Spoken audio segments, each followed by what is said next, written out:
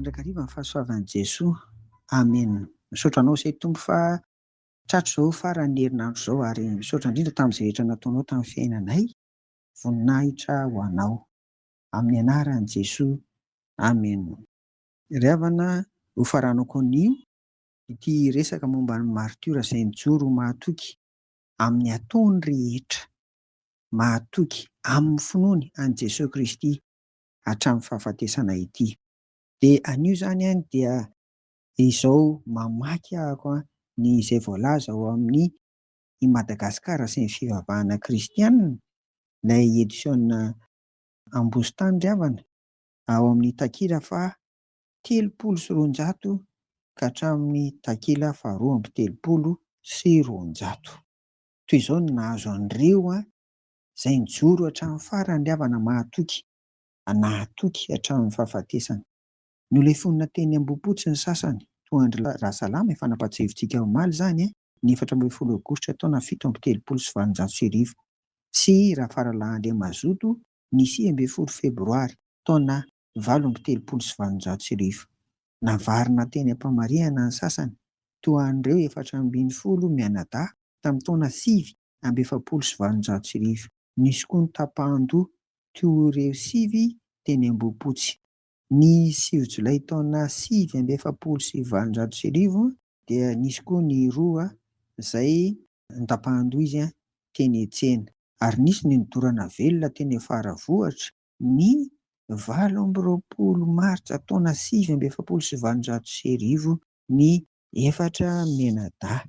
Dia tiana ry havana mampatsiahy an'io izany aloha tapahako kely ilay famakiana hoe nisy an'i Andriampaniry sy Ramanandalàna izay mpivady izy ireo niaraka nidorana ankoatran'ny Rain'ny Voninahitry Niony sy Rafaralaim-bo. Ireo ilay 4 teny Faravohitra izany.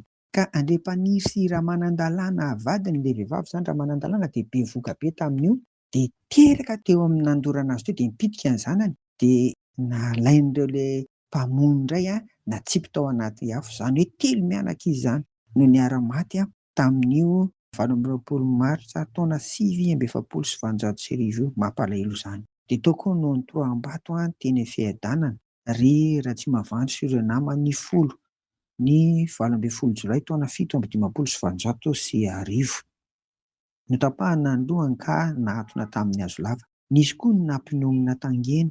Lasa sakafo nalika pirendrendra ny faton'ny olona maty nampijaliana ireny rehefa nizombazomaina ka tsy navela hisy mpandevana. Na dia neto nahavoa aza izany dia nisy kristianina tsy mbola voasambotra nanatrika ny famonoana no niezaka arak'izay vitany nanangona izay sisa tavela tamin'ny fatin'ireny martiora ireny ka nandevina azy tamin'ny mpahamendrehany. Sazy isan-karazany ankoatr'ireo voaheloka ka novonoina faty dia nisy lehilahy sy vehivavy noverezina ka noelohina andevozina mandrapahafatiny ary tsy azo navotana na nalefa olom-potsy. Ny sasany kosa nanogadraina tamin'ny tendany, nanogadraina mitambatra tsidimidimy na tseninenina ka nalefa tany amin'ny faritra Betazo. Ankoatra Andramonja, zana-dravavin'ny Ranavalona izay nahetry voninahitra tamin'ny taona 1730 dia maro ireo manam-boninahitra natao sesitany tamin'ny Matasoa ka noterena hiasa tao amin'ny orinasan'ny Laporte. Dia nisy koa ry havana ireo nandao any Madagasikara moa izany ka dia afaka nandeha nitsoaka tany Angletera dia ireny no anisan'ny voalaza ao anatin'izany Rafaravavy Maria, dia ireny no nitantara koa ny fanenjehana nisy teto Madagasikara. Fa ity tenin'ny Mopera Joine ao anatin'ilay hoe résumé des 15 années de la mission de Madagascar 1860 ity ry havana dia andinga mba ho vakiako koa hoe fampijaliana mahery vaika. Teny farany momba ny zava-nanjoro rahalahintsika ova kristianina. Sarotra milaza ny hamafin'ny fanenjehana nataondrana valo mpanjaka, vavy antitra vody finonom-poana sy ampibiny. Noforoniny izy sy ny mpitondra fanjakana niaraka taminy avokoa izay fomba rehetra azahoana mampijaly sy mamono ho faty. Ny fampijaliana amin'ny afo, ny lavaka sy ny rano mangotraka, ny fampijaliana amin'ny tsofa. Izany rehetra izany nefa tsy nampiotrina na nahakivy ny kristianina.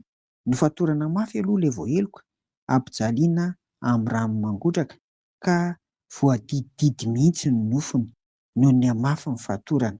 Vita izany dia atsipy anaty lavaka ary tondrahana rano mangotraka feno volany mandrapatapitry ny ainy. Ary izany dia laroana ara-tsi-panahy toa notakarina tany amin'ny afo be mihitsy, satria ny havan'ilay ampijaliana no asaina manomana ny zavatra ampijaliana azy. Taona vitsy lasa izay dia nisy vehivavy roa nitsofana mba hanerena azy hampanga ny havan'ny kristianina. Nampiseho herim-po mihoatra lavitra no fampijaliana azy ireo vehivavy roa ireo, ka tsy ny hampanga n'iza n'iza. Vao tsy ela koa no notoram-bato ny lehibe Rola tamin'ireo ondry ny tompo 7,500 ary ny mihira ho voninahitry Jesosy Kristy no nataony nandritra ny nitorahana azy. Izany ry havana no teny Mopera Joenina ao amin'ilay hoe résumé des 15 années de la mission de Madagascar tamin'ny taona 1700. Izay ry havana no tiany ambarany amin'ireo fijoroany ny kristianina ireo izany, ireo ilay mahatoky hatramin'ny fahafatesana.